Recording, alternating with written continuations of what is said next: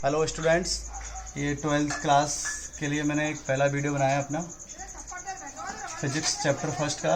अपनी 10 यूनिट है इसमें। फिजिक्स में पहली यूनिट में 4 चैप्टर हैं और अपनी यूनिट जो है वो 7 नंबर की है। पहला चैप्टर जो है वो स्थिर वैद्युतिकी के नाम से, यानी इसमें आवेश के बारे में हमें अध्ययन करना होता है। तो सबसे पहले चैप्टर का नाम है आपका स्थिर वैद्युतिकी। तो अगर इसकी परिभाषा की बात करें तो विज्ञान की वह शाखा जिसके अंतर्गत स्थिर आवेश और उन आवेशों के बीच में कौन कौन सी क्रियाएं होती हैं उनके बारे में अध्ययन किया जाता है। अब जब बात करें अपन स्थिर आवेश की तो इसके नाम से पता चल रहा है कि भाई स्थिर तो स्थिर रहेगा, और विद्युत की जहाँ कहीं विद्युत की बात करते हैं तो आवेश अपने आप आ जाता है। अब आवेश जो है वो 3 तरह से आपका हो सकता है। एक तो होगा आपका स्थिर, एक होगा आपका गतिशील और एक होगा आपका त्वरित। अगर ये स्थिर आवेश है तो जैसे कि यहाँ लिखा था ना, अन्योन्य क्रियाएं, उसके बेस पर ये स्थिर आवेश आपका उत्पन्न करेगा इलेक्ट्रिक फील्ड, विद्युत क्षेत्र। अगर आपका आवेश गतिशील है तो उत्पन्न करेगा ये विद्युत आवेश है, तो विद्युत तो होगा ही होगा, प्लस साथ में उत्पन्न करेगा चुंबकीय क्षेत्र। और यदि अगर आपका आवेश त्वरित गति कर रहा है तो ये विद्युत क्षेत्र, चुंबकीय क्षेत्र प्लस ऊर्जा, और इन तीनों को मिला के बोलते हैं विद्युत चुंबकीय तरंग।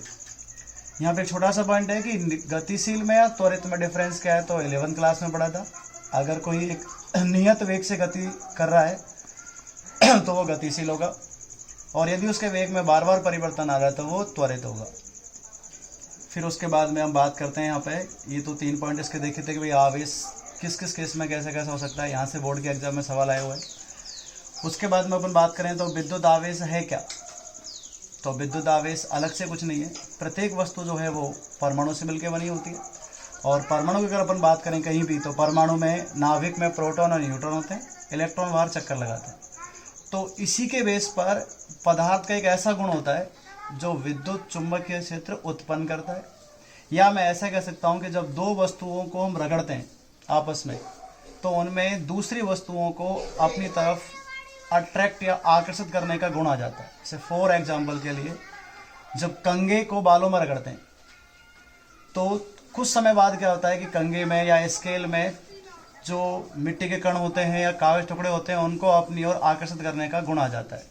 ये जो गुण है ये अपने आप में एक आवेश है। यानी आवेश अलग से कोई ऐसी भौतिक राशि नहीं है, ये इनबिल्ट प्रॉपर्टी एक तरीके से, यानी पदार्थ का गुण होता है। उसके बाद अगर अपन आवेश के मात्रक की बात करें तो आवेश का फिजिक्स में जो पद्धति अपनी सबसे यूज करते हैं वो ऐसा ही पद्धति है। यहाँ पे इसका मात्रक है कूलाम। कूलाम को सी से लिखेंगे। सीजीएस पद्धति में इसका मात्रक होता है स्टेट कूलाम, हिंदी में बोलते हैं स्टेट कूलाम, इंग्लिश में इसको लिखते हैं ईएसयू से, ईएसयू इलेक्ट्रोस्टैटिक यूनिट। ऐसा यूनिट और सीजीएस यूनिट की अगर मात्रक की बात करें तो एक कूलाम अकेला ही 3 × 10⁹ ईएसयू के बराबर होता है। ये दोनों मात्रक है, ऐसा ही और सीजीएस। उसके बाद अगर आप आवेश के मात्रक की बात करें तो एक अन्य मात्रक जो आता है वो आता है विद्युत चुंबकीय इकाई, इसको बोलते हैं ईएमयू। ये एक बड़ा मात्रक होता है और एक ईएमयू अकेला 10 कूलाम के बराबर है। अगर आवेश के सबसे बड़े मात्रक की बात करें तो वो फैराडे होता है, और एक फैराडे में 96,500 कूलाम होते हैं। आवेश का सबसे छोटा मात्रक जो है फ्रैंकलिन है। फ्रैंकलिन के बारे में कोई इन्फॉर्मेशन नहीं है कि फ्रैंकलिन में कितना क्या होता है। उसके बाद जैसा कि हमें पता है कि कोई भी जो भौतिक राशि होती है उसकी विमा सूत्र से निकालते हैं। अगर मैं आवेश की बात करूँ तो अभी तक जो हम 10th क्लास के बेस पे पढ़ा है वो है हमारा I = Q/T। यहाँ से अगर Q की बात करूँगा तो I × T आ जाएगा, यानी आवेश की बात करूँगा तो I × T। I धारा है, T समय है, तो धारा मूल राशि है, मूल राशि विमा A1 और समय की T1, तो विमा हो गई इसकी A1 T1। पूरा लिख सकते हैं M0 L0 T1 और A1। ये तो हुआ आवेश के बेसिक के बारे में। उसके बाद फिर एक कॉमन वर्ड हम इंग्लिश में यूज करते हैं चार्जिंग। चार्जिंग चार्जिंग है क्या, तो अगर चार्जिंग की बात करूं तो चार्जिंग को हिंदी में बोलते हैं आवेशन। आवेशन अलग से कुछ नहीं है, आवेश प्राप्त करना या किसी वस्तु का आवेशित होना वो आपका आवेशन कहलाता है। जैसे अगर मैं एक एग्जांपल लेकर चलें कि जब 2 वस्तुओं को आपस में रगड़ेंगे तो डेफिनेटली एक वस्तु इलेक्ट्रॉन त्यागेगी और एक वस्तु इलेक्ट्रॉन ग्रहण करेगी। जो वस्तु इलेक्ट्रॉन त्यागती है वो पॉजिटिव होगी, जो ग्रहण करेगी वो नेगेटिव होगी। तो इस तरह से इलेक्ट्रॉन का जो ट्रांसफर हो रहा है, इलेक्ट्रॉन का जो आदान प्रदान, इलेक्ट्रॉन का जो स्थानांतरण है, इसी को हम आवेशन कहते हैं। यानी आवेशन है क्या अगर सवाल आता है तो हम बोलेंगे इलेक्ट्रॉनों का स्थानांतरण या इलेक्ट्रॉन का आवेश। उसके बाद अगर अपन किसी पदार्थ की बात करें तो प्रत्येक पदार्थ परमाणु से मिलकर बना होता है। परमाणु में जितने प्रोटॉन होते हैं उतने इलेक्ट्रॉन होते हैं स्टार्टिंग पोजीशन में। वो तत्व पर डिपेंड करता है कि उसकी प्रकृति इलेक्ट्रॉन त्यागने की या ग्रहण करने की। इलेक्ट्रॉन पर ऋणावेश होता है, प्रोटॉन पर धनावेश। न्यूट्रॉन आवेश रहित होता है, न्यूट्रॉन को उदासीन नहीं बोलते, आवेश रहित होता है।